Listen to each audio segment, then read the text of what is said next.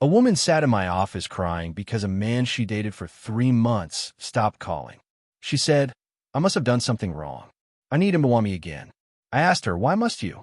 She looked confused. "What do you mean, why?" "Because I want him to." And right there, in that one word must, was the entire problem. That one belief was making her chase someone who clearly didn't want her. Let me explain why this happens to millions of people every single day. Listen, I get it. Rejection hurts like hell. When someone doesn't choose you, it feels like proof that you're not good enough. But here's what I'm going to show you today. That pain isn't coming from the rejection itself. It's coming from an irrational belief you're holding onto, a belief that you absolutely must be chosen by certain people to be worthwhile.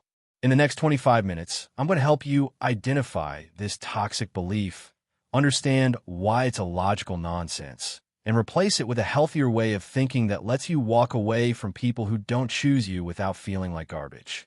No more chasing. No more begging. No more destroying your self-worth for someone else's approval. Just clear thinking and emotional freedom. Sound good? So let's start with the core problem. The belief that's driving you to chase people who don't want you. And this belief sounds something like this. I must be chosen, wanted, loved by this specific person. And if I'm not, it proves I'm worthless, unlovable, or defective. This is what I call masturbation. You're turning a desire into an absolute demand. And let me tell you, this is one of the most destructive things you can do to your own happiness. Now look, wanting to be chosen is normal. That's human. We all want to feel desired and loved. There's nothing wrong with that. But you've taken that want and turned it into a must. You've told yourself this person must choose me or else something is terribly wrong with me. The moment you make that shift from preference to demand, you set yourself up for emotional disaster. Because now you're not just disappointed when they don't choose you.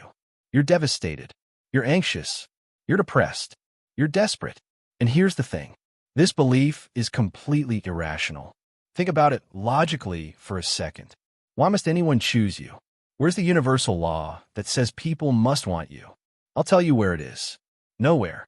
It doesn't exist. People have preferences. They're attracted to who they're attracted to. Their brain chemistry responds to certain things and not to others.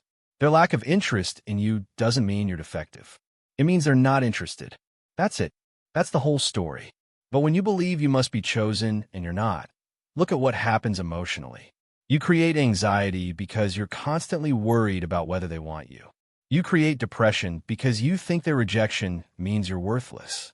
You create desperation because you think you need them to prove you're okay. All of that misery isn't coming from them. It's coming from your irrational belief. And I see this play out in very specific ways. You text them constantly even when they barely respond. You change yourself to fit what you think they want, abandoning who you actually are. You accept crumbs of attention and call it love. You ignore massive red flags because you're so focused on getting them to choose you. You rationalize their bad behavior. Oh, they're just busy. Oh, they're scared of intimacy. Oh, they've been hurt before. No, they're just not that into you. And you know what? That's okay. But you can't accept it because of this irrational belief. I had a client once who spent 2 full years chasing an ex who had clearly moved on. This person was in a new relationship, had told my client multiple times they weren't interested, had blocked them on social media. And my client was still sending letters, showing up at places they knew the ex would be, asking mutual friends to put in a good word. 2 years of their life completely wasted on someone who was unavailable. Why? Because they believed I must win them back, or I'm a failure as a person. That's the belief. That's what was running the show. Now you might be thinking, but Dr. Ellis, it's not just about being chosen. It's about them specifically. I want them. And that's where the second irrational belief comes in. You've convinced yourself that this specific person is special, unique, the only one who can make you happy. This is catastrophic thinking disguised as romance. You've told yourself no one else will ever make me feel this way. This is my only chance. And I'm going to be blunt with you. That's garbage. That's your brain in panic mode, not reality. There are billions of people on this planet. The idea that only one person can make you happy is statistically absurd and emotionally childish.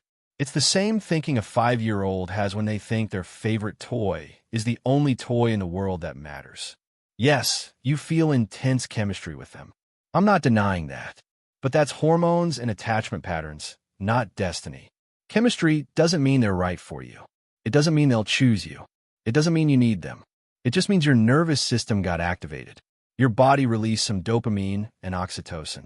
That's biology, not fate. And here's what you're really doing. You're confusing chemistry with compatibility. Just because someone makes your heart race doesn't mean they're good for you.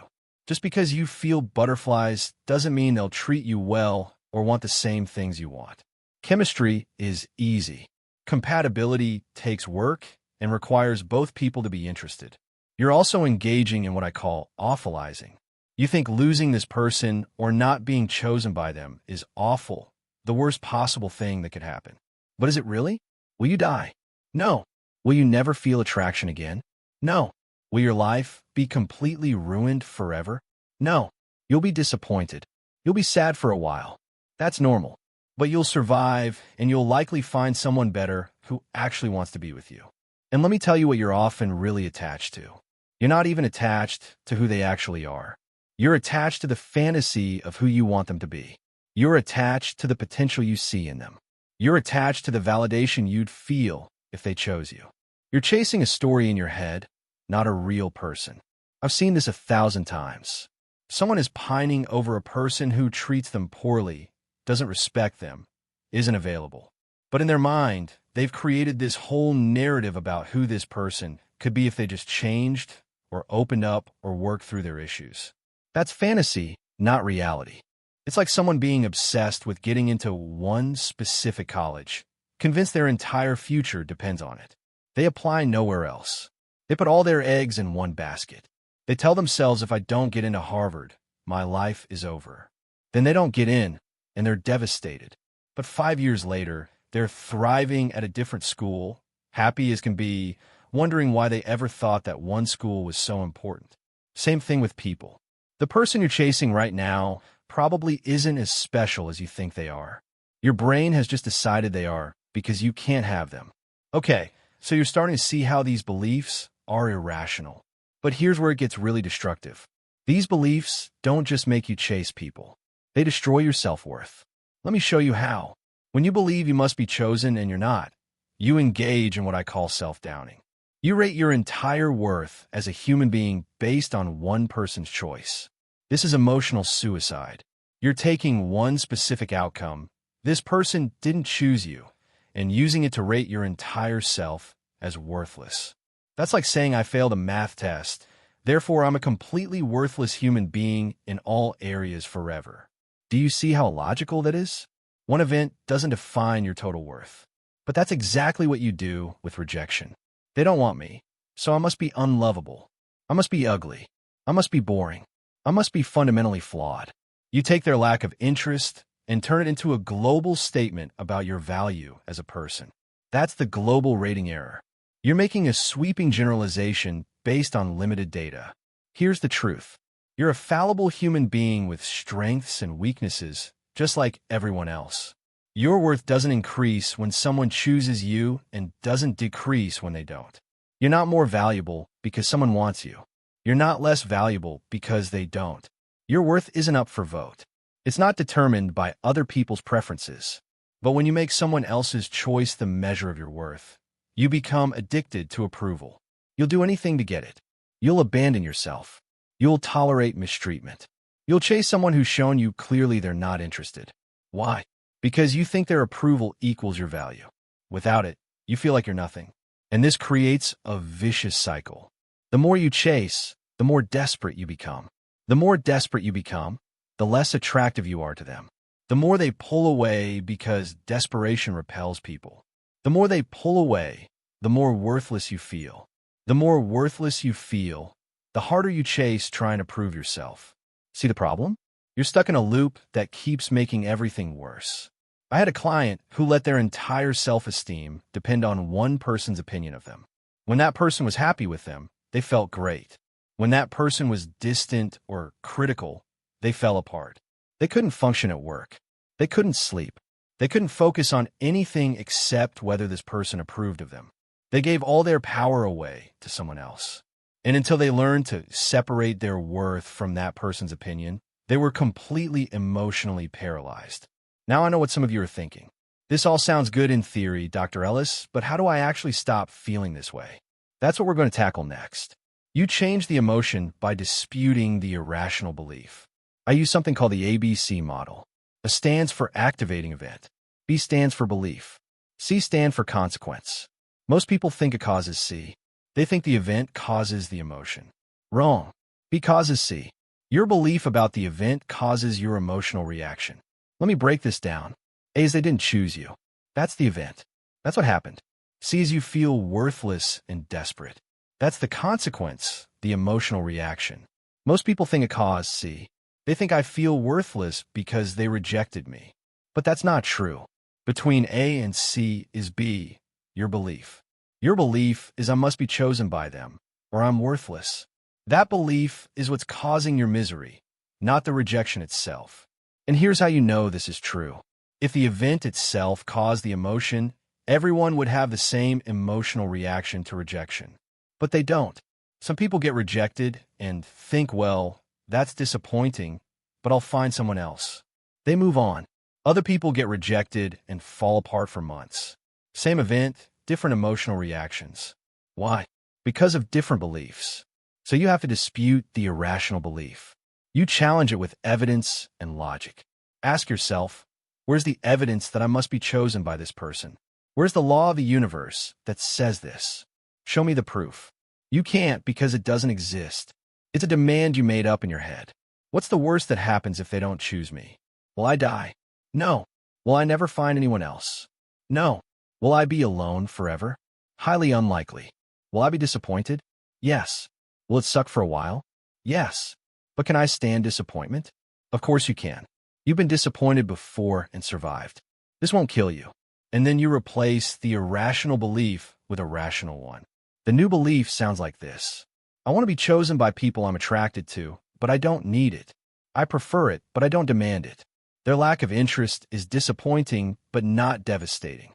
It doesn't define my worth. I'm still a valuable person capable of finding someone who does choose me. That's the rational alternative. And then you practice unconditional self-acceptance. This is crucial.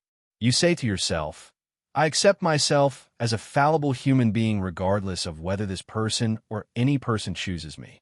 My worth is not up for vote. I have value simply because I exist, not because of what others think of me. You say this daily. You mean it. You internalize it until it becomes your automatic response. Here's a practical exercise. When you feel the urge to chase, pause. Don't act immediately. Write down the irrational belief that's driving the urge.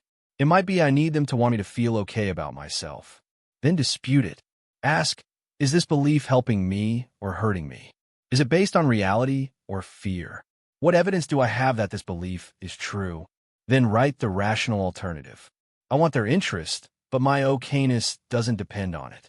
I used to tell people, you don't need love to survive. You want it. You prefer it. It's nice to have, but you don't need it the way an infant needs a caretaker. Adults can survive and thrive without romantic love. Millions of people do. Some of the happiest, most fulfilled people I've known were single. Why? Because they didn't tie their worth to whether someone else chose them. All right, you're getting the intellectual understanding. But what about when the emotional pain hits? What do you do when you're lying in bed at 2 in the morning, want to text them? Let's talk about that. The urge to chase comes from something I call low frustration tolerance. It's the belief that you can't stand the discomfort of not having what you want. But here's the truth. You can stand it. You just don't want to. There's a difference between can't stand it and don't like it. You're confusing the two. When you get that urge to text them, to check their social media, to drive by their house, whatever it is, you tell yourself, I can't stand this feeling. I have to do something about it right now. That's low frustration tolerance. You're treating discomfort like it's unbearable when it's just uncomfortable. It sucks, yes, but it's not going to kill you. Feelings aren't permanent. The urge to text them will pass. The anxiety will decrease. The loneliness will ease. Emotions are like waves. They rise, they peak, they fall. You don't need to act on every feeling. You can sit with discomfort without making it worse by chasing someone who doesn't want you. Do a cost-benefit analysis. Ask yourself, what do I get if I chase them right now? Maybe temporary relief from anxiety. Maybe they respond, and I feel better for 5 minutes. What does it cost me? My dignity, my self-respect, my power. And it pushes them further away because desperation repels people. Is that trade worth it? Hell no. When the urge hits, delay. Tell yourself I'll wait 1 hour before I do anything. Then distract yourself. Call a friend. Go for a walk. Watch something. Work out. Write in a journal. Do something else that occupies your mind. The urge will pass. You don't need to feed it. Most urges only last about 15 to 20 minutes if you don't act on them. And you need to build your frustration tolerance like a muscle. Practice tolerating uncomfortable feelings. Don't reach for your phone every time you feel lonely. Don't text them every time you feel anxious. Sit with the discomfort. Feel it without acting on it. The more you do this, the stronger you get. Your emotional muscle develops. You realize you can handle way more than you thought you could. It's like someone trying to quit smoking. The craving feels intense and unbearable. They think I need a cigarette right now, or I'll lose my mind. But if they don't act on it, if they sit with the craving, it passes. It always passes. Same thing with the urge to chase someone. It feels overwhelming in the moment, but it's temporary. You can outlast it. Now here's the final piece, and this is where most people struggle. How do you actually walk away with your head held high? How do you stop chasing for good? Walking away isn't about punishing them or playing games. It's not about making them jealous or trying to get them to miss you. It's about respecting yourself enough to stop investing in people who don't invest in you. That's it. That's the whole motivation. First, you have to recognize the pattern. If someone isn't choosing you, they're showing you who they are and what they want. Believe them. Don't rewrite the story. Don't make excuses for them. Don't convince yourself they're just scared or confused or working through their issues. They're not choosing you. That's the data. Accept it. I always tell people, when someone shows you who they are, believe them the first time. Don't wait for the 10th time. Don't give them 50 chances to prove they don't want you. They already told you. Listen, ask yourself this question. Would I want my best friend or my child to chase someone who treats them this way? If the answer is no, why are you accepting it for yourself? You deserve the same respect you'd want for people you love. You deserve someone who's excited about you, who chooses you clearly and consistently, who doesn't leave you guessing. When you walk away, you don't need a dramatic exit. You don't need to tell them off or explain yourself or make them understand why you're done. You just stop participating. Stop texting. Stop analyzing their every move. Stop hoping they'll change. Redirect your energy toward people who actually want you. Detach with dignity. And it's okay to be sad about it. It's okay to mourn what you wanted. Sadness is a normal human emotion. But don't let that sadness trap you in the chase. Feel it, accept it, and keep moving forward. Sadness doesn't mean you made a mistake by walking away. It just means you cared, and that's human. The energy you're wasting on someone who doesn't want you could be spent on someone who does. Stop treating unavailable people like they're your only option. They're not. There are people out there who will see your value immediately, who won't make you chase, who won't leave you confused. But you'll never find them if you're stuck obsessing over someone who's already shown you they're not interested. Think about it like this. You're watering a dead plant every single day while ignoring the healthy plants around you that could actually bloom. That dead plant isn't coming back to life no matter how much water you give it. Meanwhile, the plants that could thrive are dying from neglect. Put your energy where it can actually grow something. So let me bring this all together for you, because this is important. You chase people who don't choose you because you're holding onto one massive irrational belief, that you must be chosen by them to be worthwhile. That belief is garbage. It's not based on reality. It's based on fear and emotional reasoning. You learn today that you're not attached to the actual person. You're attached to the fantasy, the validation, the story in your head. You learn that their lack of interest doesn't determine your worth. You learn that you're rating your entire self based on one person's preference, which is illogical and self-destructive. I showed you how to dispute these beliefs using the ABC model, how to build frustration tolerance, how to sit with uncomfortable emotions without acting on them, and most importantly, how to walk away with your self-respect intact. Here's your challenge. The next time you feel the urge to chase someone who isn't choosing you, I want you to pause. Write down the irrational belief. Dispute it. Then choose yourself instead. You don't need their approval to be valuable. You don't need them to choose you to prove you're enough. You're already enough. Act like it. Stop wasting your life on people who don't see your worth. There are people out there who will choose you enthusiastically, without games, without hesitation. Go find them. Now, if you found this helpful, I got another video you need to watch. It's about the one irrational belief that keeps you stuck in toxic relationships even after you know you should leave. I break down why you keep going back to people who hurt you and how to finally break that cycle for good. Click the video on your screen right now. Don't wait on this one. Your future self will thank you.